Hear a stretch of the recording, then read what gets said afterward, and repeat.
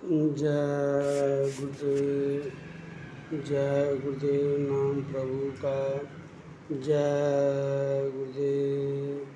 बाबा जी का कहना है शाकाहारी रहना है, शाकाहारी वही बनेगा जो जीवों पर दया करेगा। जय गुरुदेव, जय गुरुदेव। नाम प्रभु का सुनि समुझहि जन मुदित मंजहि मति अनुराग लहिं चारि फल अछति तनु साधु समाज प्रयाग। यह गोस्वामी जी महाराज लिख रहे हैं, यह बता रहे हैं कि सत्संग से और भक्ति से बहुत गहरा संबंध है। सत्संग और भक्ति से उतना ही संबंध है जैसे अंग्रेजी में क्यू और यू। जहाँ भी क्यू आएगा वह अकेले नहीं आएगा, वो यू को लेकर आता है। क्यू जहाँ अंग्रेजी में वह लगेगा शब्द में, उसके साथ यू लगाना पड़ता है, यानी उसको कोई अलग नहीं कर सकता है अंग्रेजी में। जैसे दूध में पानी, दूध में पानी है, दूध से पानी को अलग नहीं किया जा सकता। ठीक उसी तरह से यह सत्संग और भक्ति एक बहुत अटूट इसमें संबंध है। यदि आपको भक्ति करना है तो सत्संग करना होगा। बिन सत्संग विवेक न होई, राम कृपा बिन सुलभ न सोई। बिना सत्संग का विवेक नहीं होगा, और बिना जब तक विवेक नहीं तब तक भक्ति नहीं होगी। ये चतुर चालाक, यह चतुर चालाक जो बुद्धि है, यह बुद्धि हमेशा दाव अपना लगाती रहती है। विवेक और बुद्धि में बड़ी अंतर है। बुद्धि या संसार की दौलत, संसार के वस्तुओं को अपनाने के लिए वह बुद्धि है। लेकिन विवेक जो अंदर है, दूध और पानी को अलग करता है। दूध को अलग कर देगा। जैसे हंस को लाया जाए तो दूध और पानी को अलग कर देता है, ठीक उसी तरह से यह विवेक है। तो बिन सत्संग विवेक न होई, राम कृपा बिन सुलभ न सोई। जब तक सत्संग आपको नहीं प्राप्त होगा, जब तक आप सत्संग में नहीं जाएंगे, सत्संग नहीं करेंगे, तब तक आपके अंदर वह विवेक नहीं जगेगा।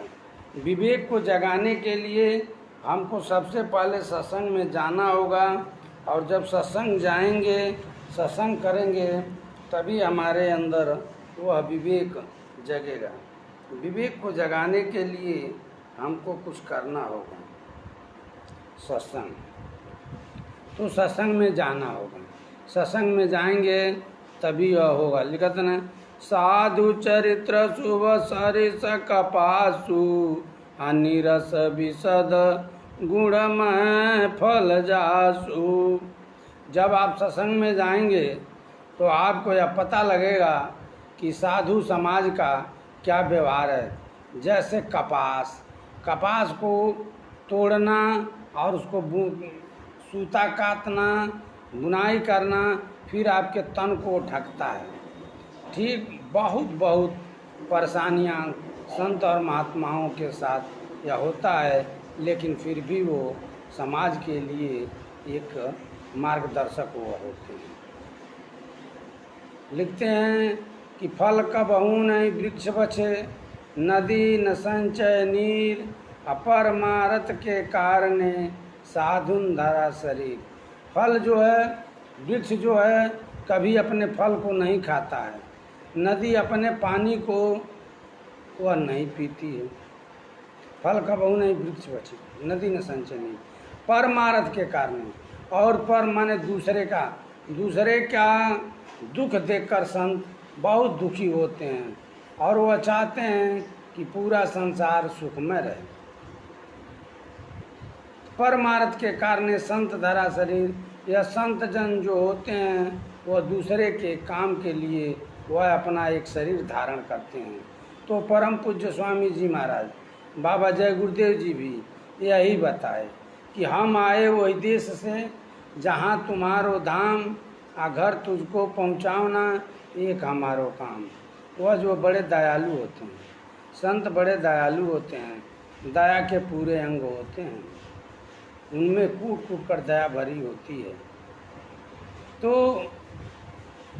कहते हैं कि हम उसी देश से आए हैं जहाँ के तुम रहने वाली हो। हमको और आपको याद दिलाते हैं कि जहाँ के तुम और हम रहने वाले हैं, हम उसी देश से आए हैं और तुम रास्ता भूल गई हो। हे जीवात्माएं, तुम रास्ता भूल गई हो, तुमको हम याद दिलाने आए हैं। हम तुमको याद दिला रहे हैं कि तुम अपने घर चलो, हम तुमको रास्ता बताएंगे और तुम हमसे रास्ता ले लो। और हम तुमको जब रास्ता तुम हमसे पूछ लोगी और तुम ले लोगी तो हम तुमको घर पहुंचा देंगे। तुम अनामी धाम सतलोक के रहने वाली हो। तुम इस बीच के लोग जो भी है, इन बीच के लोगों के रहने वाली तुम नहीं हो।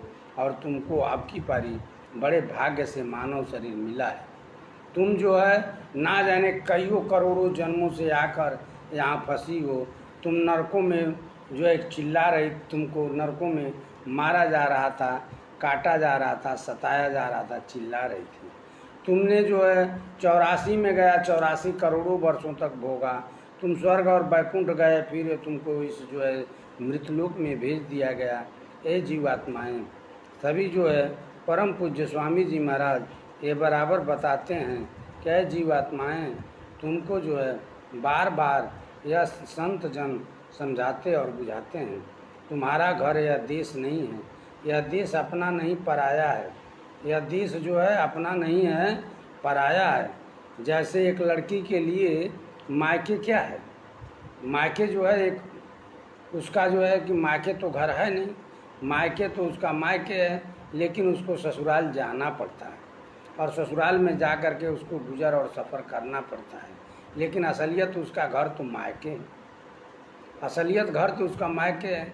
लेकिन अब वो ससुराल गई और ससुराल में जा कर के उसको अपनी एक नई दुनिया बनानी पड़ती है।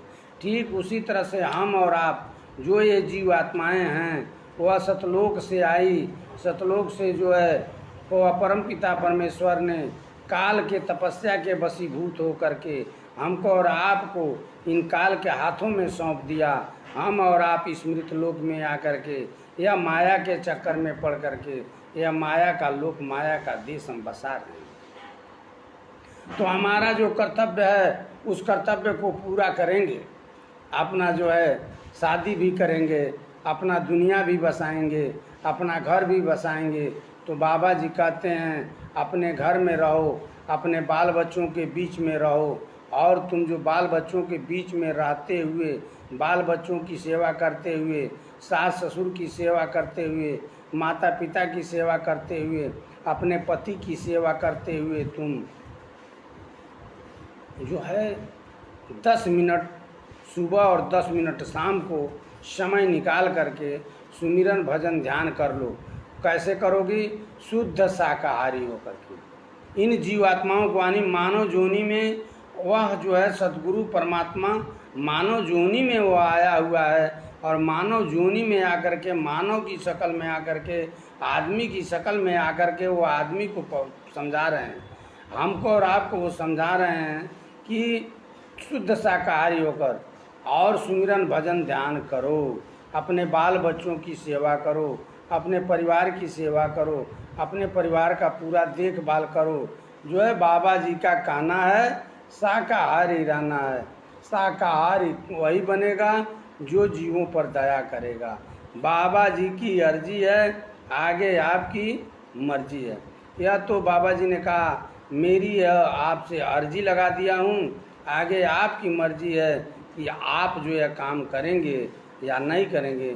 मेरा काम केवल आपको समझाना और बुझाना है, मानना है आपका काम है। आप मानिएगा या नहीं मानिएगा। तो आप मानिए। तो यह सत्संग में जाना और आना यह हर आदमी के लिए लाभ है। सत्संग में जाएंगे तो बिन सत्संग विवेक न होई, राम कृपा बिन सुलभ न सोई। जब सत्संग में जाएंगे तभी आपके अंदर विवेक होगी, बुद्धि होगी। जब सत्संग में जाएंगे तब आपको भक्ति मिलेगी। तो जब भक्ति करने का जब आपको मौका और चांस मिलेगा, जब आप भक्ति में जाएंगे तो सुनि समुझहि जन्म उदित मन, मन जहि मति अनुराग।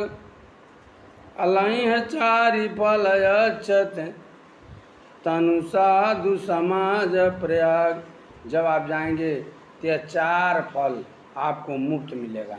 अर्थ, धर्म, काम और मोक्ष। अर्थ माने पैसा, धर्म माने धर्म यह जो है कि आप जानते ही हैं, धर्म यानी अच्छे काम करना, बुराई से दूर रहना, यह हमारा मानव का धर्म है। बुराई से दूर रहना, अच्छा काम करना, किसी के लालच में न पड़ना, क्रोध मत करना, किसी पर ईर्ष्या मत करना, द्वेष मत करना, किसी की बातों में मत आना, लालच मत करना, ये सब हमारा धर्म है। काम, क्रोध, मोह, लोभ, अहंकार, इनको त्याग देना और अपने परिवार पर आत्मविश्वास रखना, अपने परिवार को प्यार और मोहब्बत देना, अपने परिवार के साथ रहना। यह कौन सिखाएगा? यह सत्संग सिखाता है। यह सत्संग से ज्ञान मिलता है, यह इधर ज्ञान नहीं मिलेगा। यह जो धर्म की बातें हैं, यह धर्म जो है आपको सिखाएगा। तो यह सुन समझई जन मुदित मन, मंजहि मति अनुराग।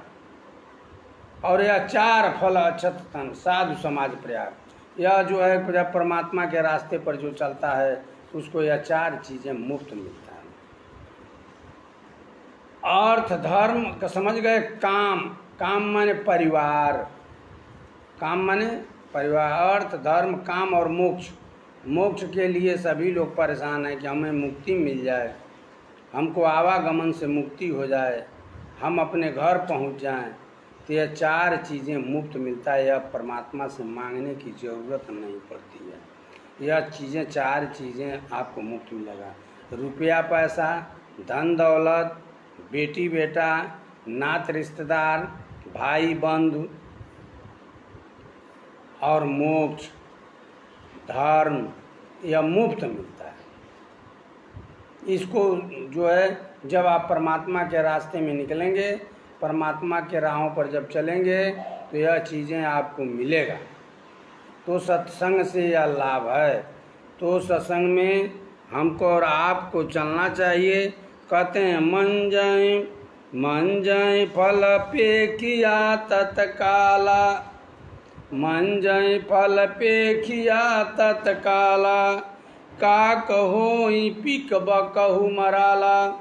जब सत्संग में कौआ से कौआ आदमी जाता है तो वह जो है हंस हो जाता है। हंस मतलब वह सही रास्ते पर चलना चालू कर देता है। नहीं तो आइए गंगा जी में ले चलिए, यह लिख रहे हैं कि जैसे गंगा जी में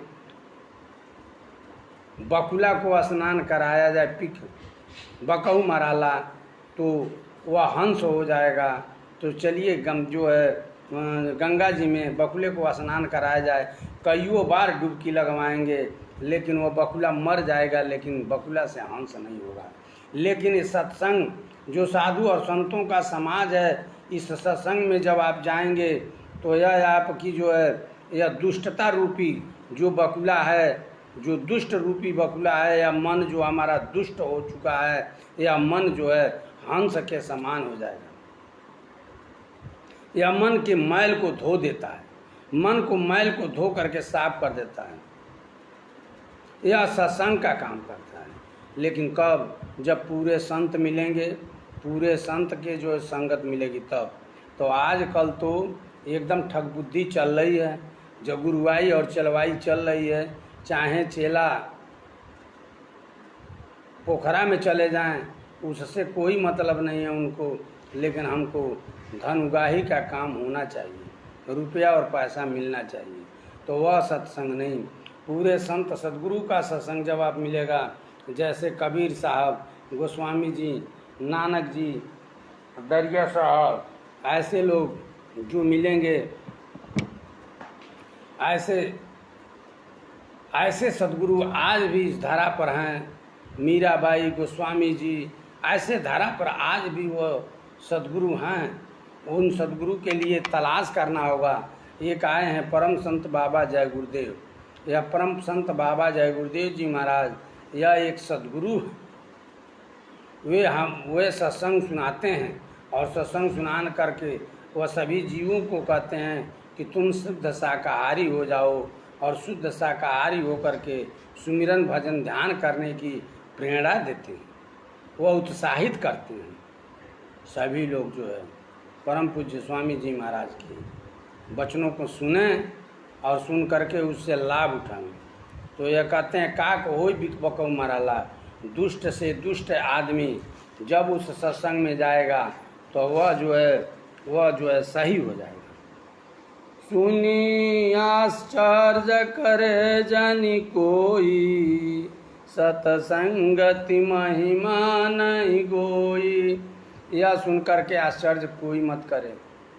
यह जो बातें बताई जा रही हैं कि गंगा जी में बकुला को नहवा दिया जाए तो हंस हो जाएगा, तो यह सत्संग रूपी गंगा में जब यह दुष्ट व्यक्ति स्नान करेगा तो यह क्या हो जाएगा? एक हंस हो जाएगा, यह शुद्ध हो जाएगा, यह अच्छा आदमी बन जाएगा, एक अच्छा व्यक्ति यह बन जाएगा, एक अच्छा पति बनेगा, अच्छा बहू बनेगी और अच्छा पुत्र बनेगा। यह कौन बनाएगा? यह सत्संग बनाएगा। आज समाज में देख ही रहे हैं सत्संग का अभाव है, और सत्संग के अभाव में लोग पुत्र और पुत्रियों को जन्म दे देते हैं, लेकिन जब पुत्र दुष्ट निकल जाता है, अपने माता पिता की बातों को जब नहीं मानता है,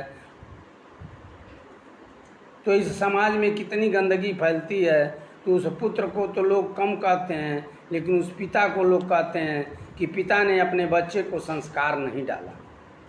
क्या पिता ने अपने बच्चों को संस्कार नहीं डाला? हर पिता अपने बच्चों को संस्कार डालता है। हर पिता अपने बच्चे को सही रास्ते पर चलाने को कोशिश करता है, लेकिन उसकी संगत, उसके दोस्त, उसके मित्र,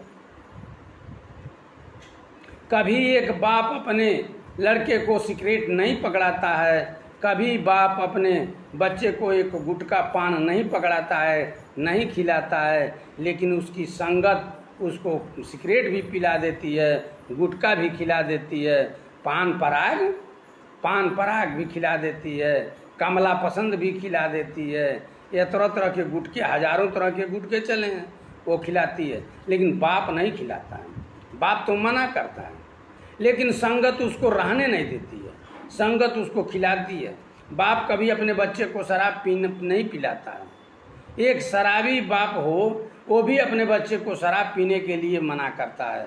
अपने दामाद को शराबी एक दामाद नहीं खोजता है, लेकिन यह लड़का जो है संगत जैसी उसकी होगी, संगत से गुण होता है, संगत से गुण जाए, कहें कबीर संगत से साईं माय समाए। संगत से ही सब कुछ होता है। बाप, माता और पिता कुछ नहीं उसमें कर पाएंगे। जब लड़का 17 और 18 वर्ष का हो जाता है, जब वह समाज में जाने लगता है, तो जैसा उसका समाज मिलेगा वैसा वह करेगा, जैसा समाज उस लड़की का मिलेगा तैसा वह समाज लड़की करेगी। इसीलिए माता और पिता अपने बच्चों को सही रास्ता दिखलाते हैं। यह बुराई का जो रास्ता है बड़े तंगी का रास्ता है, बड़े परेशानी का रास्ता है।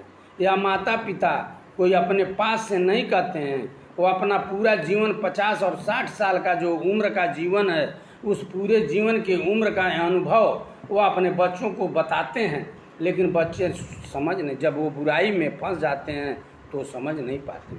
यदि लड़का अपने बाप की बात को सुनने के लिए तैयार न हो, अपने बाप के पास बैठ कर के पूरी मुंह बात करने के लिए वो तैयार न हो, तो समझ लीजिए कि वह लड़का पूरा आपके हाथ से निकल चुका, और वह लड़का आवारा हो चुका, वह लड़का रंडीबाज हो चुका, वह लड़का हरामी हो चुका, वह लड़का शराबी हो चुका, वह लड़का कबाबी हो चुका।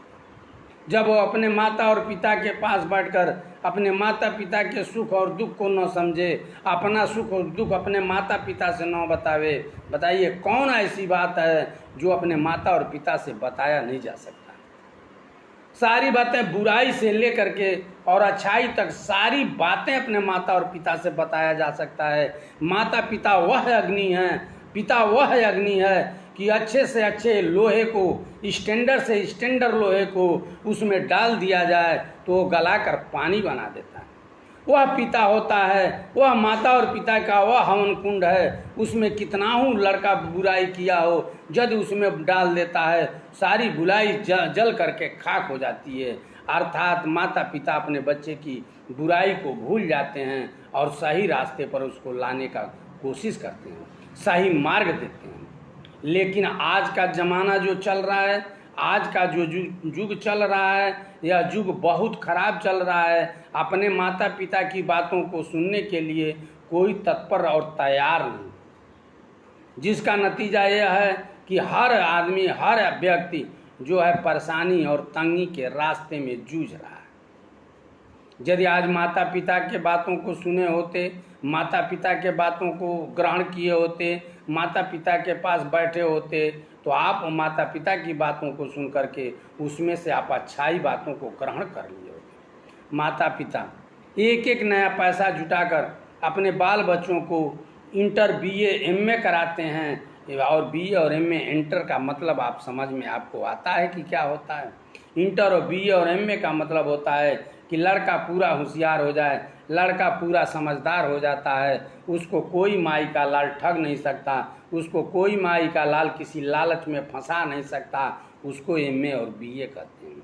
वह किसी के लालच में नहीं फंसेगा, किसी के बातों में वह नहीं आएगा, किसी बाहरी लोगों की बात को नहीं सुनेगा। यहाँ तक कि अपने माता पिता यदि वो धर्म से हटकर अलग कोई बात करते हैं तो उस बात को वह लड़का नहीं सुनेगा। लेकिन आज का युग है, लड़कों को यह संगत बता दी है कि जो है एक औरत का हाथ, एक जो है एक पुरुष को आगे बढ़ाने में औरत का हाथ होता है। बाहर या समाज किसी आदमी को यह सिनेमा में बताया जा रहा है कि हर आदमी को जो है आगे बढ़ाने का काम एक औरत का काम होता है। यह नहीं उन लोगों ने बताया कि हर व्यक्ति को बर्बाद करने का काम एक औरत का हाथ होता है। जो माता पिता, जो समाज के सम्मान के साथ में जो दूल्हा और दुल्हन बन करके जो आप शादी करेंगे, जो बीवी को लाएंगे, वह बीवी शायद आपको जो है उत्थान, आपको विकास के रास्ते पर चला सके। लेकिन भगाई हुई लड़कियां, भगाए हुए लड़के वो क्या विकास करेंगे? उनके पास जब बुद्धि होता, इतना ज्ञान होता, ते नाजायज काम, ये हरामी काम, ये हरामखोर काम करते, वो नहीं करते। ये सारा नाजायज काम। यह ऋषि मुनि और महात्माओं ने यह ट्रस्ट बनाया, एक जातीय ट्रस्ट बनाया। यह जाति छुआछूत के लिए यह ट्रस्ट नहीं बना, एक ट्रस्ट बनाया और इस ट्रस्ट के अंतर्गत अपनी शादी और विवाह करना चाहिए। अपने ट्रस्ट में रह करके, अपने एक समुदाय में रह करके जो शादी विवाह करेंगे, जो समाज आपको मान्यता देगा, उस मान्यता के तहत यह जो जाति बिरादरी का एक ट्रस्ट बना, यह छुआछूत के लिए थोड़ी बना। लेकिन इसको लोगों ने छुआछूत में बदल दिया, तो भाई उसके लिए कोई क्या करे। लेकिन यह एक अपनी सम्मान या अपनी बिरादरी का सम्मान के साथ में जो आपका शादी और विवाह होगा, एक अलग ही उसका रुतबा होगा।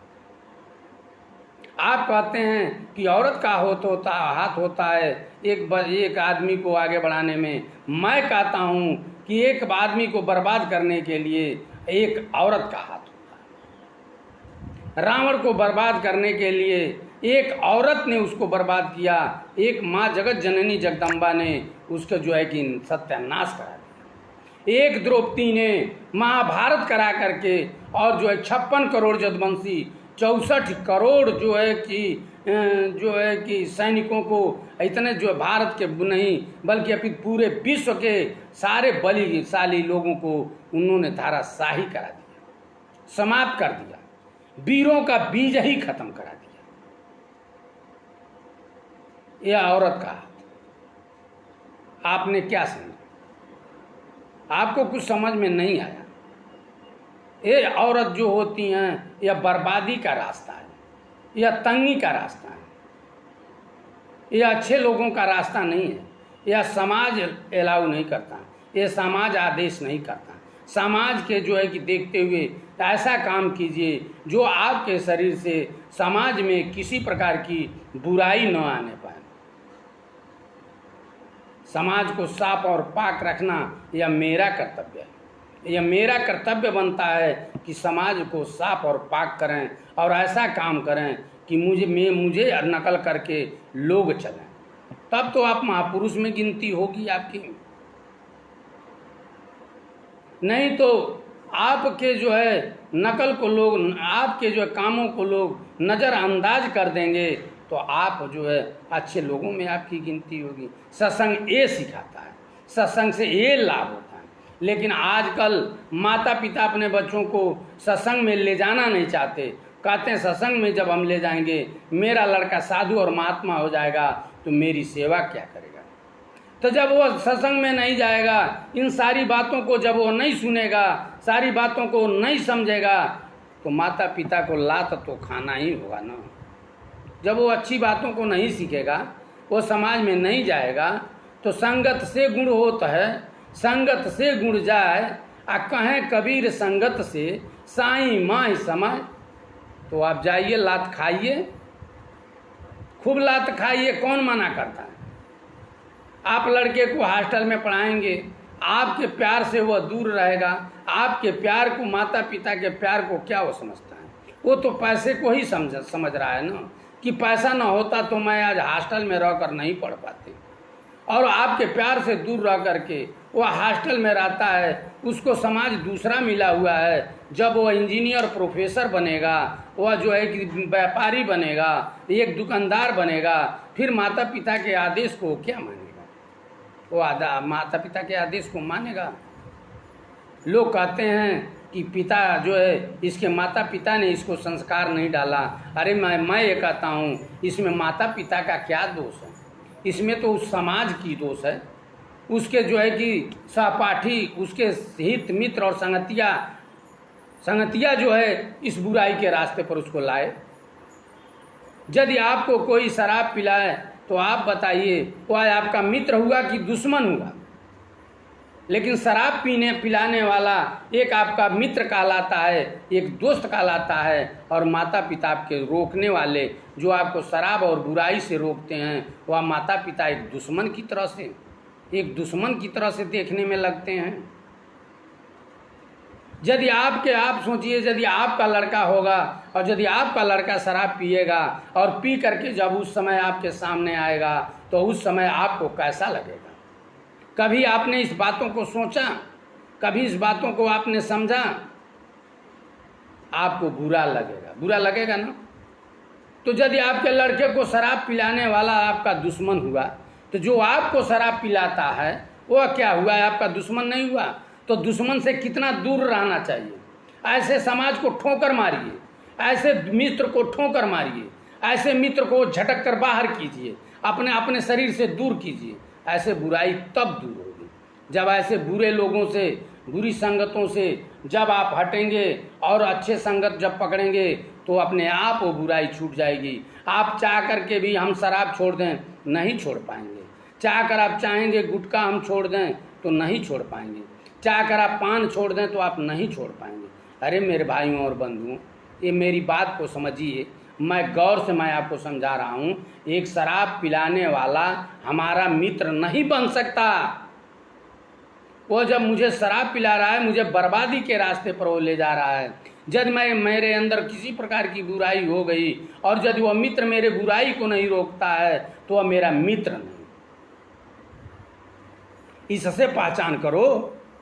यह पहचान है, जब तुम्हारे लड़के के साथ, जब तुम्हारा लड़का होगा, तुम्हारा बच्चा होगा, तो जब तुम्हारे बच्चे के साथ ऐसा दुर्व्यवहार होगा, ऐसा समाज जब वो रास्ता देगा, तो तुमको क्या लगेगा? वह समाज तुम्हारा मित्र होगा? वह समाज तुम्हारा मित्र होगा? वह समाज तुम्हारा दोस्त होगा? नहीं, वह तुम्हारा दुश्मन होगा। दुश्मन होगा ना। तो ये बताओ, जब तुम्हारे साथ ऐसा हो रहा है तो तुम किस दिशा में जा रहे हो? अपने माता पिता की बातों को सुनने के लिए तुम तैयार नहीं, अपने माता पिता की बातों को तुम सुन नहीं पाते हो।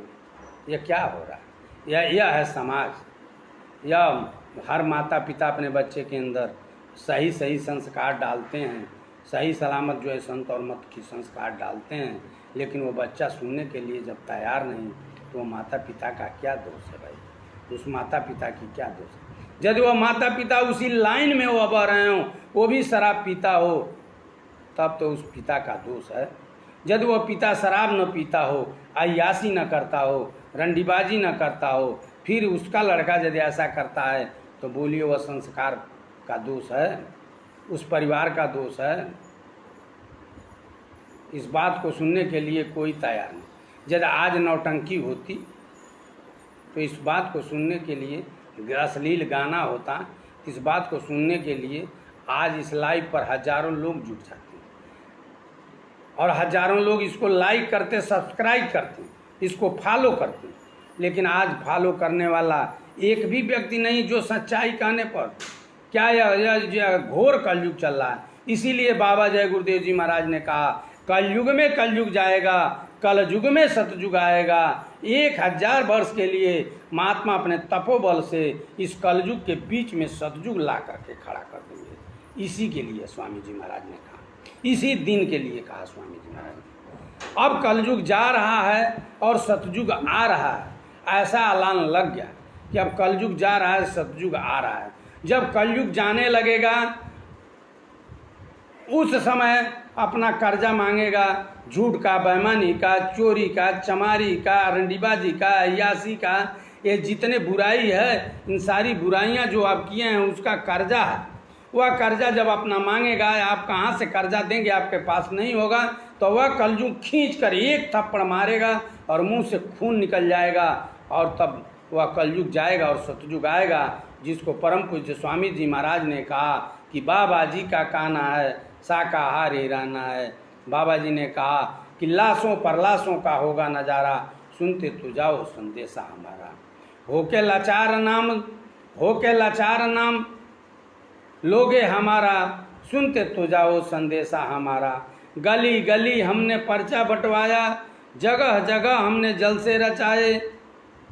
दिल में दर्द है तुम्हारा हमारे, दिल में दर्द है तुम्हारा हमारे, सुनते तो जाओ संदेशा हमारा।